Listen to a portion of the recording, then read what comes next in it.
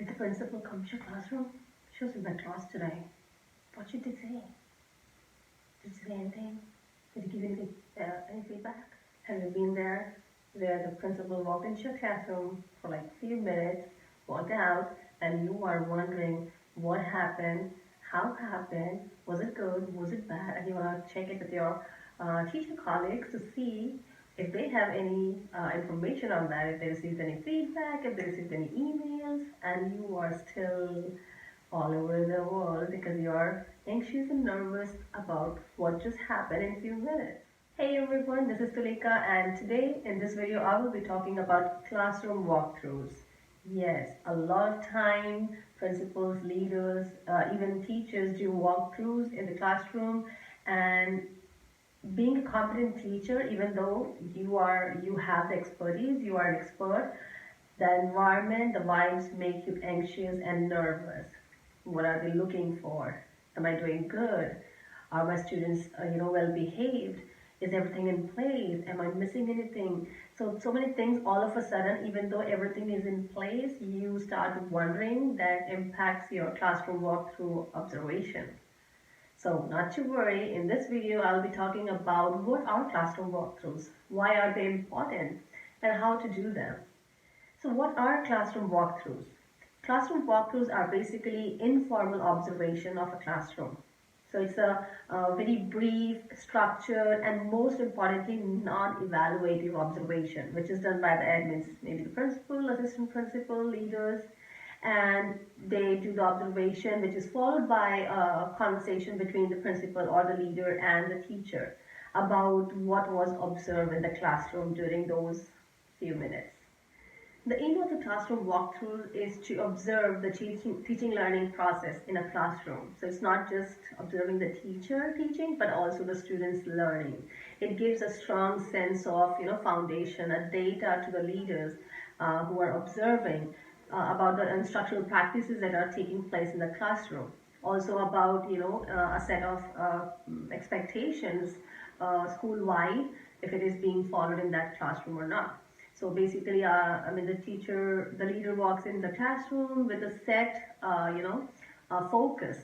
So basically, it's a quick snapshot, but at the same time, it is focused on look-fors. Now, what are look-fors?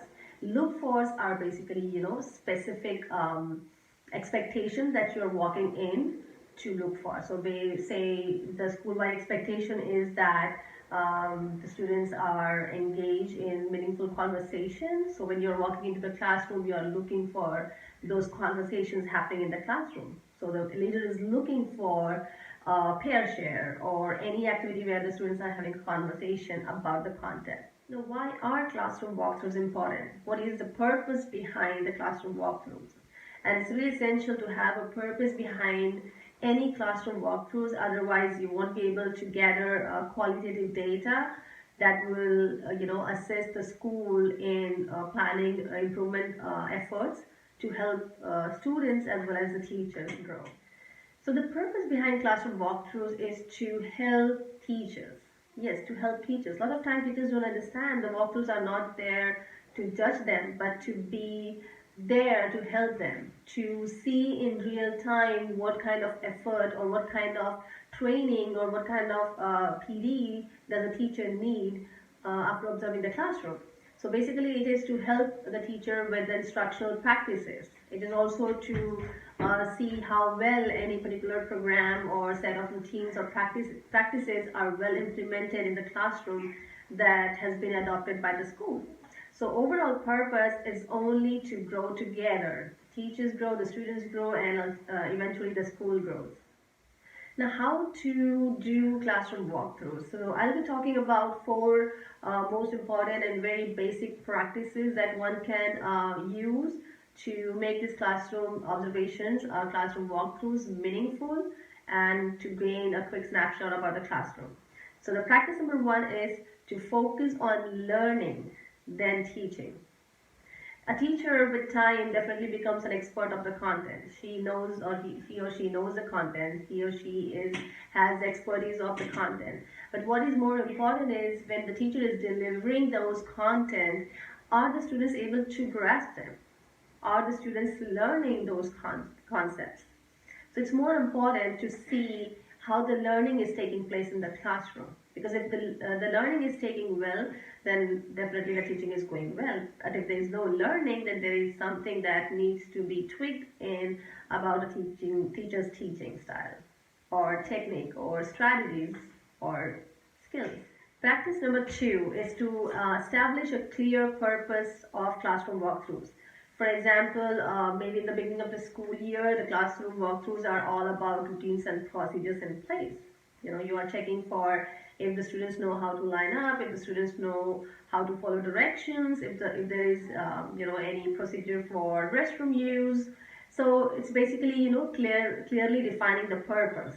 Maybe in the middle year of the school, you want to see if engagement strategies are being implemented in the classroom. So your purpose is you're looking for engagement strategy, any engagement strategy where students are engaged learning the concept. Practice number 3 is to make sure to communicate this purpose to the teachers. A lot of time admins do walkthroughs, they walk in, they observe, they leave, and then there is no communication about what did they observe, what they expect, what was good, what was bad.